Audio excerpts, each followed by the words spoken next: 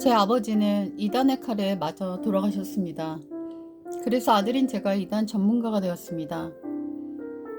유난히 신천지가 기승인 과천에서 근실이는 자신을 보호하기 위해 한 교회에서 하는 이단 세미나를 참석했다.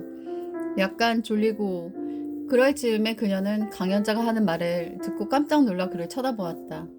아버지의 원수를 갚기 위해 사명을 다하고 있는 아들의 얼굴엔 비장함마저 흘렀다.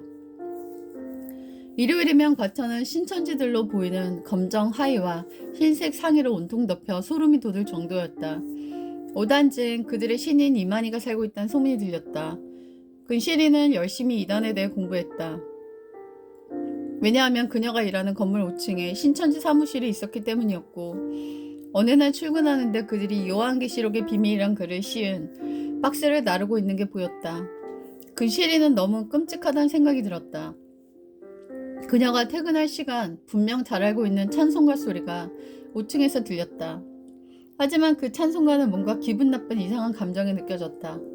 그것이 이단이 부르는 노랫소리구나. 근실이는 깨달았다. 적을 알아야 이길 수 있다는 생각이 들어 그녀는 이단을 공부해야 했다. 근실이는 친구를 만나러 일하러 가는 길 신천지가 전도하고 있는 것을 보았다. 그것도 어린아이들에게 하는 것을 보고 너무나 놀랬다. 어떻게 하면 이걸 말릴 수 있을까? 화가 났다. 신천지들이 근실이에게도 다가왔다. 혹시 성경 공부 같이 하실래요? 근실이는 연락처를 주었다. 그들의 얘기를 한번 듣고 싶다는 생각이 들었기 때문이었다. 절세 미인들이 커피숍에서 순진한 남자 청년들의 영혼을 사냥하고 있었다. 근실이는 가슴에 끓어오르는 분노를 느꼈다. 시청 앞에 선 신천지에게 자녀를 잃은 부모들이 애끓는 표정으로 피켓을 들고 시위를 하고 있었다. 내 딸을 돌려달라! 내 아들을 돌려달라! 근실이는 자신이 경험한 일은 아니지만 너무나 참담하고 마음이 아파왔다. 왜 무엇이 그들이 신천지에 빠지겠는가? 근실이는 자기도 이상한 개척교회에 빠져서 보낸 잃어버린 8년의 시간이 있었다. 가족들이 절대 가지 말라고 했지만 근실이는 온 재산을 가지고 독립했고 교회 근처로 이사가서 그 교회에 올인해서 노예처럼 살았다. 근실이가 그 개척교회에 빠진 이유는 단 한 가지였다. 가족이 있었지만 형식적 가족관계 속에 마음이 늘 텅 비어 있었고 같이 밥 먹고 웃고 놀러 다니고 하던 개척교회에서 진짜 가족애를 느낀 것이었다. 하지만 교회의 사람들이 늘자 목사는 변해갔고 목사와 사모는 교인들을 조정하고 비난하고 인생을 가스라이팅했다. 근실은 오직 기도의 힘으로 그 시간을 버티었다. 그리고 아주 상서로운 꿈을 꾸고 그 교회를 탈출했다. 꿈에선 그 교회 사모가 이상한 단발머리를 하고 있었다. 그리고 그 교회 사람들은 그녀와 똑같은 머리를 하고 있었고 근실에게 자신의 머리가 어떠냐고 사모가 물었다. 근실은 솔직하게 이상하다고 말했고 그 사모는 극노해서 소리를 쳤다. 근실은 두려움에서 비명을 지르며 도망치다 꿈에서 깼다. 근실은 교회를 나와야겠다고 생각했다. 외부인들도 못 만나게 했고 남자도 못 만나게 해서 그녀는 결혼도 못한 채 살고 있었고 노처녀였다. 그 교회의 목사는 이 교회를 나가면 다치려고 하느냐라는 말을 했고 두려움 때문에 그 교인들은 그곳을 나가지도 결혼도 못하고 많은 미혼 여성들이 신앙생활을 하고 있었다. 그들에겐 한결같이 공통점이 있었는데 그것은 모두가 아버지에 대한 상처나 아버지의 부재에 있는 사람들이었다. 완벽한 아버지상을 보여줬던 목사의 인간미에 끌렸던 그들은 계속된 세뇌 교육으로 가스라이팅 된 채 청춘을 낭비하고 있었다. 근실이도 예외는 아니었다. 50만 원이 넘는 핸드폰을 사들이고 핸드폰 요금도 대신 내주고 있었고 두 부부가 힘든 낯빛을 보이면 100만 원 헌금을 내서 여행을 보내주곤 했다. 자신은 캔커피 하나 사 먹는 것이 사치라고 여겼고 오렌지 주스가 그렇게 마시고 싶었지만 그걸 못 사 먹으면서 목사 사모 부부의 냉장고를 6만 원어치 채워주고 오곤 했다. 근실이가 나오고 나서도 계속 다니는 동생들이 있었다. 하지만 그들은 어떤 말에도 꿈쩍하지 않고 그 교회에 올인했다. 그런 배경을 가져서인지 근실이는 이단에 빠진 사람들이 예사로 보이지 않았다. 자신이 일하는 곳의 격리는 여호와 증인의 교인이었고 매번 설득했지만 그녀는 돌처럼 변함이 없었다. 오히려 근실이를 전도하려 하였고 여호와 증인의 성경을 책상에 놓아주고 가기도 했다. 외래왔던 경리는 외모도 초라하고 사는 것도 그렇고 아무도 그녀에게 관심을 주지 않았다. 김치까지 만들어다 주며 여러 가지 실질적 도움을 주는 여호와 증인 교인들을 그녀는 가족처럼 여기고 있었다. 그 실은 이단들도 저렇게 친절한데 왜 기독교에는 따뜻한 사랑이 없는 건지 궁금할 때가 많았다. 그런 여러 생각에 탑쌓기를 하고 있을 때 드디어 신천지 3명이 그녀의 오피스에 들어왔다. 인상마저 좋은 3명의 여자들은 부침개까지 맛있게 부쳐왔다. 하나님께서 이렇게 말하세요. 그들은 성경을 달달달 외우고 전도를 본격적으로 시작했다. 근실이도 결코 밀리지는 않았다. 이상한 개척교회지만 개인 영성을 8년간 철저히 하며 하루 3시간 기도하고 말씀을 암송하며 산 것이었다. 그들 3명과 말하는 성경 지식과 말의 논리 등이 전혀 딸리지 않았다. 근실이는 그들에게 결정적 한방을 했다. 저는 선생님이지만 다른 곳에서 잘 배우는 아이에게 나한테 와서 배우란 말은 하지 않아요. 그것이 상도 아니겠습니까? 기독교인인 저에게 왜 신천지를 강요하시나요? 그들은 더 이상 강요하지 않았다. 우리도 알아요. 우리가 잘못된 것을. 언젠가 누가 와서 우리 잡아가면 어떡하지? 하는 생각이 나요. 잘못된 것을 안다면 나오시면 되잖아요. 아니요. 나올 수가 없어요. 아니 왜죠? 돌아갈 곳이 없기 때문이죠. 어떻게 신천지에 빠지게 되었나요? 저는 목사님께 상처를 받아 교회를 떠났어요. 저는 전도사님께요. 저는 구역장에게요. 근실이는 쓸쓸히 떠나가는 3명을 보았다. 그리고 1년 넘게 그들이 하나님 품에 안기기를 기도했다. 그들이 신천지에 빠진 것은 그들의 잘못이 아니다. 인성이 부족한 교회 안의 사람들의 책임이란 생각이 근실이에게 들었다. 이단에 빠진 사람들 주변에 냄새나는 사람들이 있다. 그래서 그들은 그 악취를 피할 곳을 찾다가 인간미 있는 사람들을 보게 되고 그들의 권유에 빠져드는 것이다. 근실이도 그 개척교회를 소개한 것이 단짝 친구였다. 평생의 원수로 그 친구를 근실이는 기억하고 있다. 근실이 언니는 단짝 친구가 남녀 호랑계로를 믿는 사람이었고 그 청년의 회장이었다. 근실이도 그 언니를 만나보았는데 사람이 정말 진국이었다. 근실이 언니가 다니는 회사의 동료들은 대부분 몰몬교를 믿었다. 그들과 함께 야유회를 간 적이 있었는데 몰몬교들의 단정하고 거룩한 삶은 근실이에게 감동을 주었다. 그들은 헤어질 때 몰몬경 성경을 선물로 주었다. 하지만 하나님을 너무 사랑하는 근실이는 그 선물을 버렸다. 오랜 세월이 지나도 완벽한 도덕성을 보였던 몰몬교인들이 그리웠다. 근실이는 새 교회 생활을 시작했다. 그 교회는 대를 이어서 다니는 곳이었고 3대씩 다니는 사람들이 많았다. 그래서 지역 이방인이었던 근실이가 파고들 곳은 없었다. 근실은 교회에서 늘 왕따였고 항상 밥 먹어주는 사람이 없어 점심을 혼자 국수로 먹었다. 다들 335 모여 예배를 드리고 밥 먹고 집에 오고 할 때 근실이는 늘 혼자였다. 하나님의 사랑은 늘 진짜였지만 교인들의 사랑은 늘 가짜였다. 개척교회에서 전 재산을 잃고 마음이 너덜너덜해져서 나온 근실이는 새 교회에서 외로운 생활을 했다. 근실의 사촌은 아버지의 외도와 구타로 담배를 피우고 있었다. 가족 중 유일하게 교회를 다니고 있었는데 교회 목사님이 한 번은 근실을 부르셨다. 내 사촌 담배 피니? 여기저기서 계속 말이 들어오고 있어서 소모임에 나오지 말라고 악취가 심하다고. 사촌은 아버지가 교회를 간다고 박스테이프로 묶어버린 적이 있었는데 맨발로 교회를 왔던 아이이다. 유일한 숨통으로 교회를 가고 있었는데 그런 말을 들은 것이었다. 근실아, 사람이 박스테이프에 묶이면 움직일 수 있게 없게? 현수가 그런 말을 왜 물어? 움직일 수 있지 않나? 밧줄도 아니잖아. 나도 움직일 수 있을 줄 알았거든? 근데 아니었어. 현수가 너 얼굴 왜 그래? 오빠에게 어제 맞았어. 현숙의 얼굴엔 피멍이 들어있었다. 매맞으며 사는 삶이 괴로워 담배를 피는 현숙이 그에게 악취가 난다고 소모임에 오지 말라는 교회 사람들. 근실이는 누가 악취가 나는 건가 생각했다. 근실아, 나는 교회 가는 게 좋아. 철야 예배에서 혼자 울고불고 기도해야 내가 일주일 살 힘이 나는 것 같다. 근실이는 소모임에 앉아있다. 기도 제목 나눠주세요. 성령 충만이요. 나도.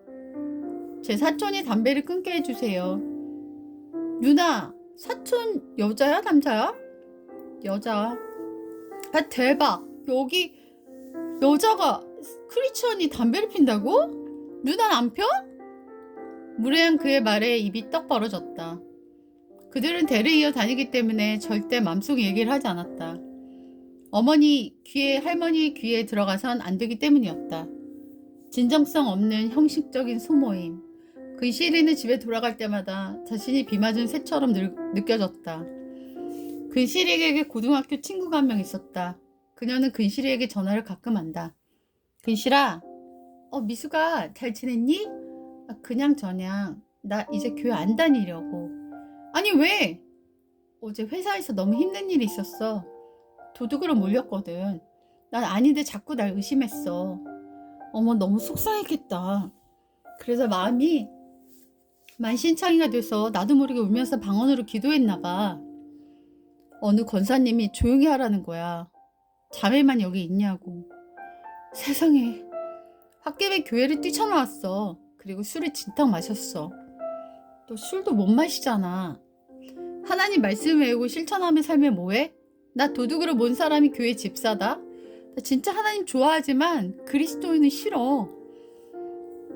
나 개척교회에 나올 때 그 목사가 우리 엄마에게 뭐라 했는 줄 알아? 내가 옷을 창녀처럼 입고 다녔다고 했어. 내가 핸드폰 사주고 핸드폰비 몇 년 내주고 몇만 원씩 사서 장 봐서 넣어주고 전세금 적금 깨서 헌금한 교회에 목사 새끼 있잖아. 하나님이 살아계시다면 어떻게 그런 사람이 목사이고 어떻게 날 도둑으로 온 사람이 집사일 수가 있지? 나도 몰라. 난 사실 하나님의 은혜로 주님께 붙어있지만 나도 교회가 너무 싫고 교인들이 너무 싫다. 우리 집에 과일 매달고 간 사람 있잖아. 그 사람 내 학부모인데 불교인이고 매번 영화 티켓 보내주고 유기농 과일 보내주시고 맛있는 간식 보내주시고 정말 천사도 그런 천사가 없으셔. 근데 난 내 맘속에 좋은 그리스도인은 단 한 명뿐이야. 넌 한 명이라도 있어서 좋겠다.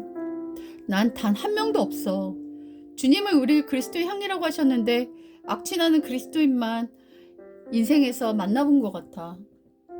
근실이는 미숙과의 전화를 쓸쓸히 끊었다. 근실이 마음이 너무 횡해서 평상시 존경하는 옥하는 목사님의 설교를 들었다. 우리는 원수도 사랑해야 합니다.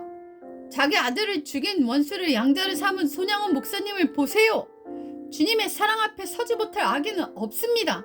하나님은 히틀러도 용서하실 것입니다. 근실이는 화가 나서 주먹을 쥐며 몸을 부들부들 떨었다. 하나님, 들으셨잖아요. 나더러 창녀라고 했어요. 그게 목사가 할 말인가요? 그것도 늙으신 우리 엄마에게요? 전 재산을 헌신해서 그 교회를 섬긴 거 아시잖아요. 그 교회가 광야였던 거 알아요.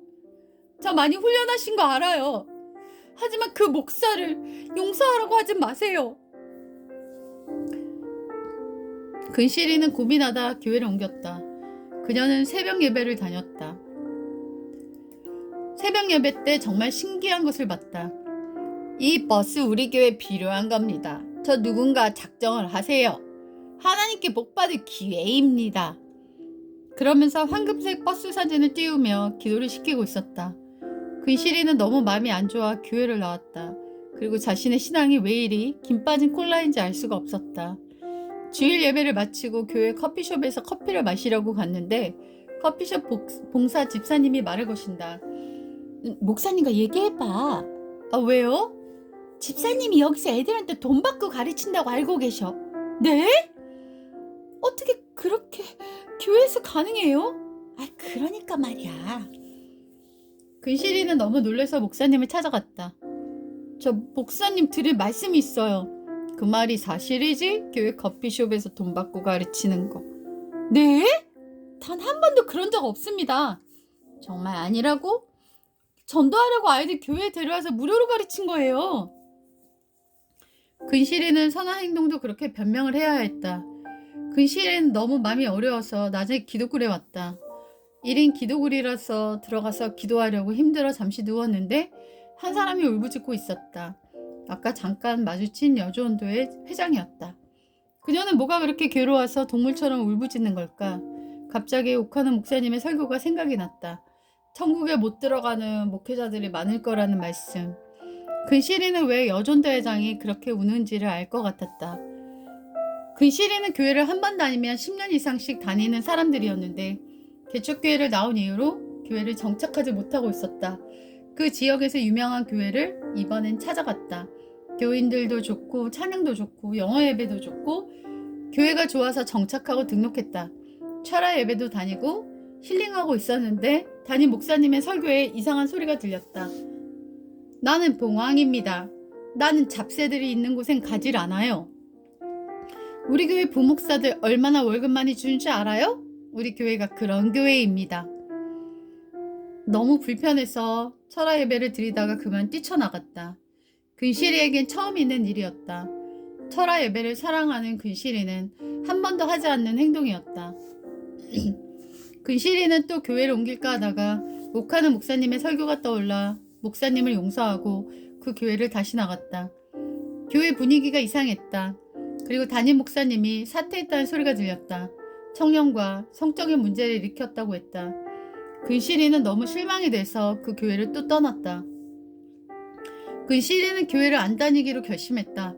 그녀는 교회를 안 다니며 혼자 기도하고 말씀 읽고 살아야겠다는 생각을 했다. 근시리가 좋아서 늘 읽고 묵상했던 목사님의 책이 있었다. 그 목사님의 추락을 언론에서 보았다. 그리고 근시리가 제일 많이 읽은 책의 저자인 분이 목사님으로 계신 교회에 불이 났다는 소식을 들었다. 그분의 영적인 추락도 보게 되었다. 이쯤 되니 근시리는 영적 리더를 더 이상 신뢰하기가 힘들어졌다. 하나님은 선지자를 신뢰하라고 하셨지만 동시에 힘이 없는 인생을 의지하지 말라고도 하셨다. 근실은 혼란스러웠다. 그리고 잠이 스르들었다. 그녀는 꿈을 하나 꿨다. 한 인상이 좋은 외국인이 나왔고 그는 자신을 헨리 나우엔이라고 소개했다. 그는 자신이 먹던 옥수수를 근실이에게 주었다. 근실은 그것을 먹으려고 하는데 장면이 바뀌었다. 그녀가 어떤 소모임을 인도하고 있었고 기쁨에 대해 이야기해보자고 하니 한 여성이 비명을 지르며 울기 시작했다. 그리고 근실은 꿈을 깼다. 헨리 나우엔이란 이름을 한번 찾아봤다. 놀랍게도 실제로 있는 인물이었다. 그녀는 헨리 나우엔이란 이름을 한 번도 들어본 적이 없었다. 그녀는 헨리 나우엔이 뛰어난 석학인데도 자신의 위치를 버리고 아담이 죽을 때까지 섬긴 낮은 자의 삶을 산 작은 예수라는 사실을 알아냈다. 그리고 옥수수는 그의 열매이며 근시리도 그런 삶의 열매를 맛보라고 한 것을 기쁨으로 치유하라는 뜻으로 메시지를 해석했다. 근실은 낮은 곳에 어딜까 하다가 무료 90소 봉사를 찾기 시작했다. 거기 아주 헌신된 집사님을 보았다. 그분은 온유했고 겸손했고 본이 되는 사람이었다. 노숙자 중엔 취객도 있어서 난동을 부리는 경우도 있었다. 그중 한 명이 밥그릇을 던져버렸다. 그 집사님은 자신의 외투를 말려 그 밥알을 다 받았다.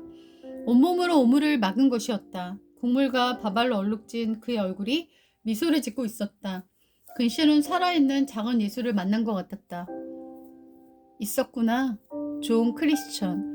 한 번도 못 봐서 없는 줄 알았는데 낮은 곳에 운이 있었네. 그녀는 힘들 때마다 오물을 뒤집어 쓴 작은 예수의 빛나는 미소가 떠올라 치유되는 기분이 들었다. 그날도 바쁘게 배식을 하고 있었다. 그녀의 마음엔 주체할 수 없는 기쁨이 가득 차올랐다. 한 번도 느껴보지 못한 뿌듯한 기분이었다. 봉사자들은 같이 봉사하는 기쁨으로 했지만 근실은 노숙자의 영혼을 사랑하는 마음으로 하고 있는 자신을 느꼈다. 봉사를 마치고 가는 길 그녀는 다른 봉사자들에게 물었다. 혹시 당신들도 저처럼 마음에 기쁨이 가득한가요? 네, 저희도 그래요. 그러니까 계속하죠. 아, 그래서 의인들이 계속 의로운 일을 할 수 있는 거구나. 근실이는 비로소 깨달아졌다. 왜 주님을 사랑해서 순교당하는 사람들이 있었으며 평생 김밥 말던 할머니가 그 모은 돈을 장학금으로 다 기부할 수 있었는지. 그건 세상이 알 수 없는, 줄 수 없는 부어지는 기쁨이었다. 근실은 노숙자 배식하는 날을 좋아했다. 그리고 큰 사탕 한 봉지를 사가지고 갔다. 급식을 주며 사탕도 그들에게 나눠주었다. 아가씨, 사탕 좀 더 줄 수 있어요? 제 친구가 걷질 못해서 대신 가져다 주려고요. 그 시리는 감동으로 마음이 설레었다. 너희가 서로 사랑할 때 너희가 나의 제자인 줄 알리라 했던 주님의 말씀이 그 안에서 보여지고 있었다. 어느 날 신사분이 갑자기 그녀에게 말을 걸었다. 이거 저들을 위해 사용해 주세요. 10만 원 수표였다. 그 시리는 감동으로 가슴이 터질 것 같았다. 여기는 인생을 다시 배우는 긍정학교, 소망학교였다. 같은 급식하는 언니가 밥을 먹자고 하였다. 그래서 둘은 같이 밥을 먹으러 갔다. 그 시리 사실 우울증이 좀 심해. 정신과 의사가 자원봉사를 좀 해라고 해서 이렇게 나온 거야. 내가 너희 집 앞에 가고 밥도 살 테니 내 얘기 좀 들어줄래? 언니는 그러면서 자신의 이야기를 2시간 넘게 하고 울고 갔다. 그러기를 수십 번을 반복했다. 그 시리는 자신의 꿈이 생각이 났다. 기쁨의 소모임에서 비명을 지르고 울던 사람들. 그 시리는 안타까운 마음이 들어 항상 얘기를 들어주고 다독여줬다. 근실아, 나는 정신과 의사 만날 때마다 너를 만날 때 더 좋아지는 것 같아. 왜인지 알아, 언니? 왜? 그 사람은 언니의 일로 보고 난 언니를 사랑으로 보기 때문이야. 근실이는 교회를 다니지 않았지만 그녀가 교회를 다닐 때보다 믿음이 견고해지는 것을 느꼈다. 근실이는 한 기독교 모임을 가게 되었다. 거기서 한 남자의 이야기를 듣게 되었다. 저는 매일 호주머니에 10,000원을 넣고 다닙니다. 그 이유는 그날 만난 제일 불쌍한 사람을 주기 위해서예요. 근실은 그에게 반하고 말았다. 그의 측은지심이 예수님의 연민과 너무나 닮아 있었기 때문이다. 그는 호박전을 가장 좋아하는 음식이라고 얘기했다. 근실은 다음에 만날 때 호박전을 해서 그에게 주었다. 그리고 그 둘은 결혼을 했다. 헨리 나우엔처럼 가장 낮은 사람들에게 마음이 동하는 부부는 가정에서 예배를 드렸다.